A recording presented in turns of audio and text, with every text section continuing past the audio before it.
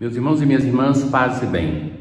Na antífona da entrada de hoje assim rezamos: sepultados com Cristo no batismo, fostes também ressuscitados com Ele, porque creste no poder de Deus que o ressuscitou dos mortos. Aleluia.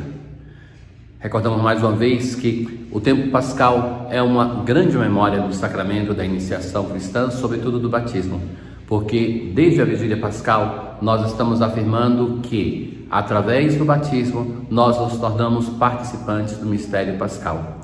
Então, por isso a antífona desse sábado da terceira semana da Páscoa evoca o sacramento do batismo.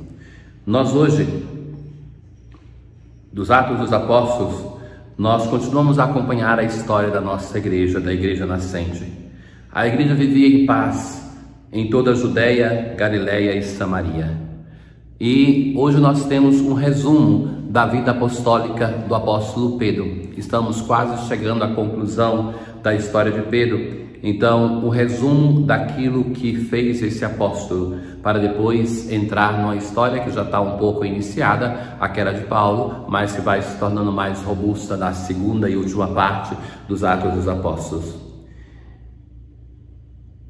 Ela consolidava-se e progredia no temor do Senhor e crescia em número, com a ajuda do Espírito Santo. Os Atos dos Apóstolos, temos dito já diversas vezes que é o Evangelho do Espírito Santo. Em diversos momentos ele assume claramente o protagonismo. Pedro percorria todos os lugares e então encontrou em Lida um homem chamado Enéas. E então Pedro disse-lhe: Enéas, Jesus Cristo te cura, levanta-te e arruma a tua cama. Este Enéas era um paralítico, já tinha 8 anos que era paralítico. E todos os habitantes de Lida e da região se converteram ao Senhor por causa deste fato. Acreditaram no Deus de nosso Senhor Jesus Cristo, na ressurreição, por intermédio daquilo que o Senhor Jesus tinha prometido aos próprios apóstolos, que iria acompanhar o ministério deles com os dons extraordinários, com as curas das diversas enfermidades. E então, depois ele está perto de Jope e ali tem uma discípula chamada Tabita. Essa Tabita era uma pessoa reconhecida pelas boas obras, pelas esmolas, e ela adoeceu e morreu. Então vão dizer para Pedro: vem depressa até nós. Pedro chega ali e fica a sós com aquela mulher desfalecida e pede então que todos saiam.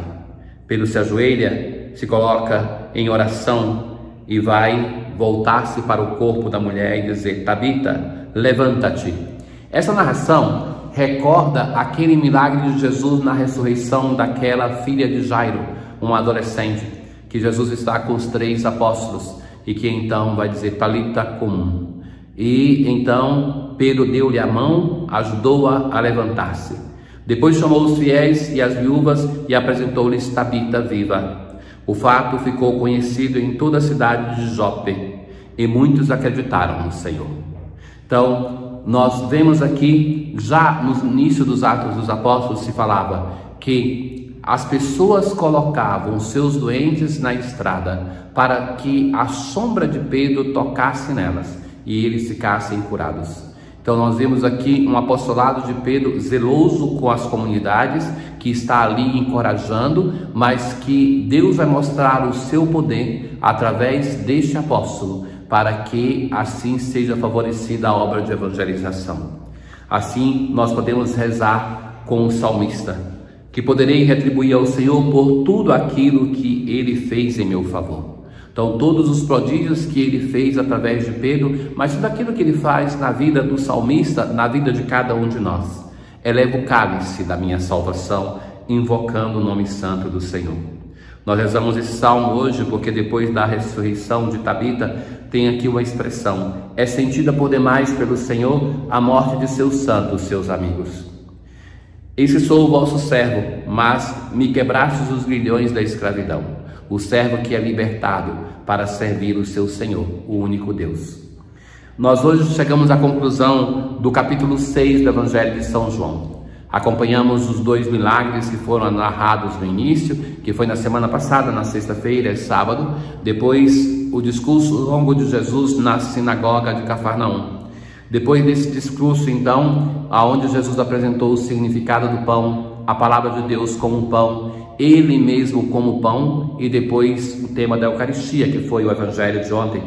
Então, o evangelista, chegando à conclusão deste texto, vai dizer que a multidão que estava na sinagoga começou a murmurar contra Jesus. E vão dizer, essa palavra é dura, quem consegue escutá-la? Então, meus caros, o discurso sobre o pão da vida, que culmina com a Eucaristia, não é um discurso fácil para os discípulos de Jesus que estavam ali. Então Jesus vai dizer, isso vos escandaliza? E quando vedes o Filho do Homem subindo para onde estava antes, o Espírito é que dá a vida, a carne não adianta nada.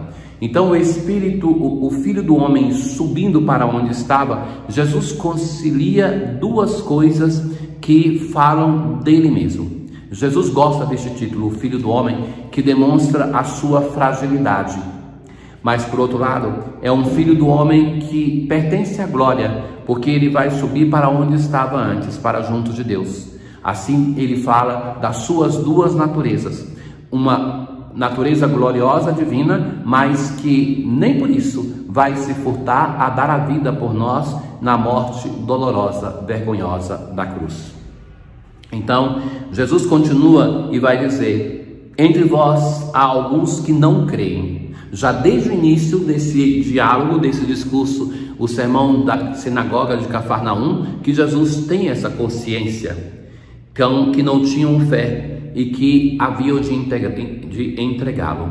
Já no início do Evangelho, Jesus já falava isso, no prólogo do Evangelho de São João, isso já é muito claro, e Jesus vai tomando consciência que alguém vai traí-lo e que vai entregá-lo à morte.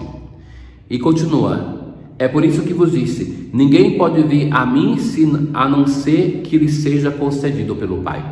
A fé é uma graça, é um dom, que como todo dom requer a nossa colaboração, o nosso empenho. Quanto maior o dom, mais a necessidade de um empenho pessoal. Então, a partir daquele momento, muitos dos discípulos de Jesus voltaram atrás e não andavam mais com ele. Então, nesse discurso de Jesus, vejam que no início as pessoas estavam procurando por causa do pão. Jesus mesmo não se ilude, vai dizer isso. Vocês estão me procurando não porque vissem sinais, mas porque estão buscando pão. Agora, Jesus continuou na sinagoga e vai aprofundando um discurso que é um discurso exigente, com alguns aspectos que nós buscamos salientar para vocês, da dificuldade de adesão. Então, o discurso é um discurso que eles mesmos vão dizer, essa palavra é dura, quem consegue escutá-la? E então, agora eles começam a abandonar Jesus, voltaram atrás. Então Jesus vai dizer aos 12, vós também quereis ir embora?